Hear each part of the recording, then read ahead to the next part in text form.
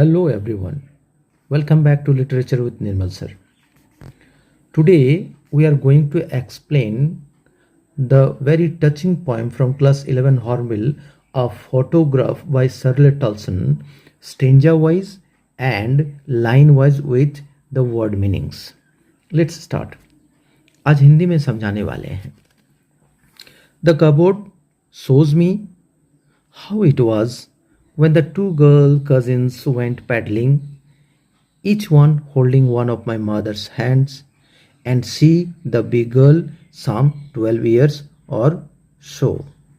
यहाँ पर कह रहे हैं कि एक फोटो फ्रेम है, कबोर्ड मतलब फोटो फ्रेम, वो दिखा रहा है मुझे, यानी कवयित्री कह रही हैं, उस फोटो फ्रेम में वो देख रही हैं how it was when the two girl cousins went paddling, किस तरह से उसकी माँ के साथ उनकी दो कजिन्स जो पैडलिंग का मतलब क्या होता है?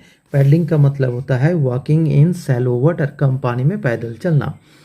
Each one holding one of my mother's hands, और दोनों दो आइदर साइड में खड़ी हैं और माँ के हाथ को पकड़ के चल रही हैं. And see the big girl some 12 years और सो, यानी वही उनकी माँ वही सबसे बड़ी लड़की हैं, बाकी दोनों छोटी हैं और उनका उम्र होगा लगभग 12 साल. इसमें भावार्थ यह है कि कवयित्री उस तस्वीर को देखकर बीते हुए सुनहरे दिनों की यादों में खो जाती हैं. माँ उस समय मासूम, खुश और निश्चिंत थी. अब दूसरे में आते हैं. All three stood still to smile through their hair, तीनों खड़ी हैं, हंस रही हैं, मुस्कुरा रही हैं और बाल उनके खुले हुए हैं. At the uncle with the camera, और उन लोगों के जो अंकल हैं वो कैमरा लिए हुए हैं फ़ोटो लेने के लिए.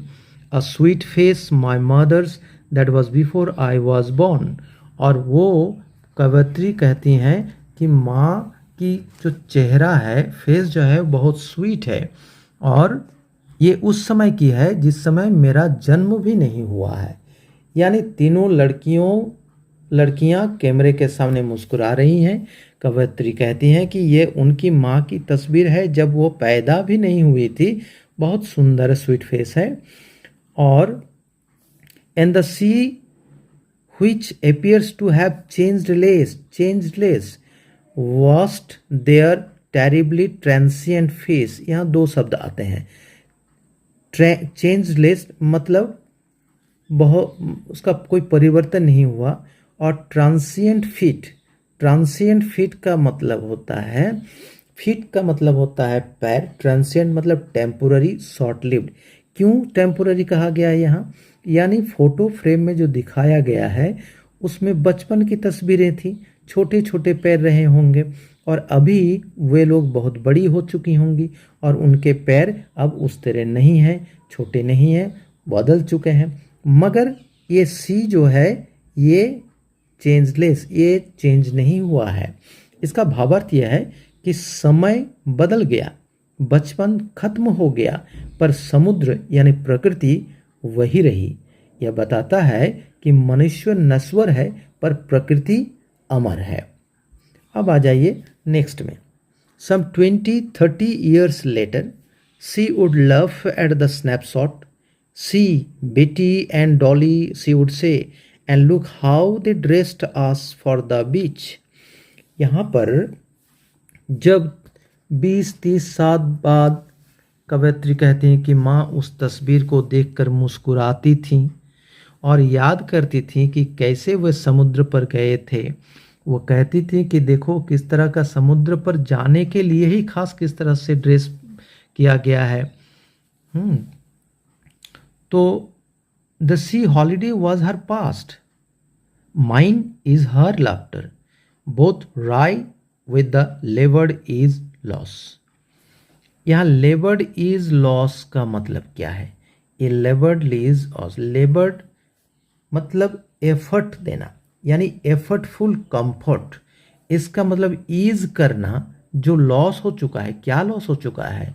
माँ का अतीत लॉस हो चुका है और कवयत्री के लिए माँ की हंसी लॉस हो चुकी है, तो इसको एफर्ट दे रहा है ईज करने के लिए, यानी trying to smile despite they have pain. तो ये हुआ, ये भावार्थ ये बता रहा है कि ये स्टेंजा दिखाता है कि हर पीढ़ी के लिए अतीत कुछ अलग होता है। माँ अपने बचपन को याद करती थी और अब कवयत्री अपनी माँ को याद करती हैं। अब आ जाइए लास्ट लाइन में। Now she has been dead nearly as many years as that girl lived, and of this circumstance there is nothing to say at all, it's silence silences. यानी अब वो मर चुकी हैं, nearly as many years as that girl lived, यानी जितने समय वो अब माँ को गुजरे हुए उतने ही साल हो चुके हैं जितनी उम्र उनकी बचपन में थी, यानी 12 साल। कवयत्री कहती हैं कि अब इस पर कुछ कहने के लिए शब्द नहीं बचा, बस खामोशी ही जवाब है। यानी भावार्थ यह है कि कविता का अंत भावात्मक और शांतिपूर्ण दुख से भरा है। यह दिखाता है कि माँ की मृत्यु ने कवयत्री को गहराई से प्रभावित किया और अब सिर्फ सन्नाटा रह गया है। तो ये है, ये स्टेंजा वाइज और लाइन वाइज इसका विश्लेषण। अब देखिए यहाँ पर एक चीज़ है, stood still to smile, stood still to smile, ये जो है स्टूड स्टिल टू स्माइल, यहाँ पर ये है एलिटरेशन, एलिटरेशन, ये फिगर ऑफ स्पीच है इसका। और दूसरा है ट्रांसिएंट फीट, ट्रांसिएंट फीट है मेटाफोर, ट्रांसिएंट फीट है metaphor. She has changed less, she has changed less, ये कह रहा है, कॉन्ट्रास्ट दिखा रहा है, विरोधाभास है यहाँ पर। और इट्स साइलेंस साइलेंसेस मी, ये जो है ये है पर्सोनिफिकेशन, यहाँ पर पर्सनिफाई किया गया है। और both wry with the लेबर्ड is of loss, ये है आयरनी।